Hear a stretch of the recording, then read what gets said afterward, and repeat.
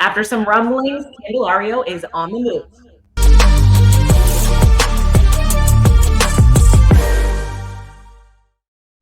Welcome in. I'm Kainani Stevens. Ryan Clary from Locked On Nationals is joining us because the trade deadline is around the corner and a lot of moves are coming in. Candelario was a name that was getting thrown around a little bit the last couple of days. Were you surprised that this finally went through, and what was your immediate thought of the return? I was not surprised because going into the offseason, if you're really reaching back into that bag, the Nationals signed Jeimer Candelario and hoped that he would return back to his 21 self. And he did. He actually did really well this year for the Washington Nationals. And that is why you got to send him away for a much better prospect prize than we really thought we could get back in March or even February if we're really going that deep back. But when talking about what we got in return, first and foremost, I did at first glance kind of think, I feel like we left some more on the table, maybe of a higher potential prospect from whatever team that could be. But when you really get down to when you're talking about Kevin Made and left-handed pitcher DJ Hers, both of these guys are solid prospects. They have both had track records of success. With talking about what Kevin made and what he does, he's a solid defensive shortstop. That's always valuable for any team out there going on a postseason run, or really just in any rebuild in general. And when you talk about DJ Hers, this guy has a really high strikeout rate, and at only 20 years old, I think that actually plays down the line. We're just going to have to see what Mike Rizzo and this development staff can do with them both. Is this the first domino of many? Do you feel like there's some more moves to come, or do you feel like they might be keeping it still for the next 24 hours or so?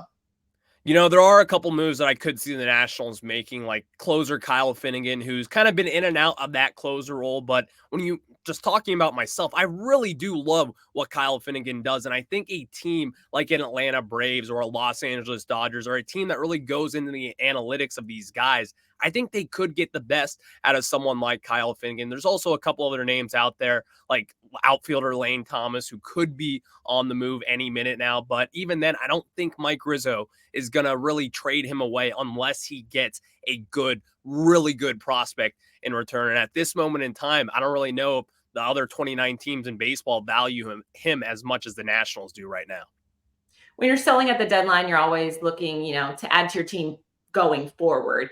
What are some needs or spots maybe that you would hope the team could address if they choose to make any more trades?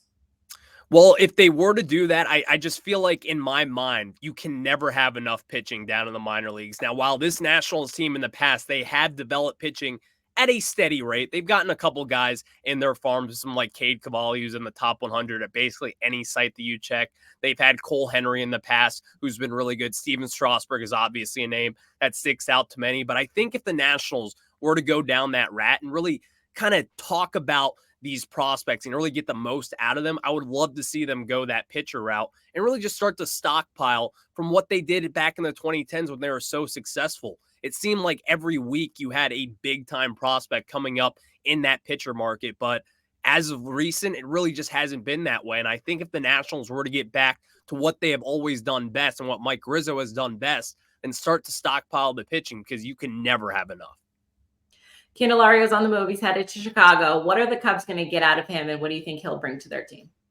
Well, what they're going to get is they're going to get one of the best defensive third basemen in all of baseball this season. And that's not just me saying that. It's all the metrics and defensive run saves that he has done. Also, at the plate, he's a switch hitter. And I think a lot of people have kind of lost that value when you're considering with Candelario and what this guy does. A switch hitter power bat who could get it done from both sides of the plate. What we've seen him do best is, in my opinion, hit from the left side of the plate. That's where he has a little bit more power in my mind. We've seen a lot of lofty home runs from him on that side of the plate. So when you're talking about Candelario and what Cubs fans will get, they're going to get a very well-rounded third baseman at this moment in time who's on a cheap one-year deal. He's not going to cost anything at the bottom line for you, and he's going to be productive, and that's what he's done since day one of the 2023 season.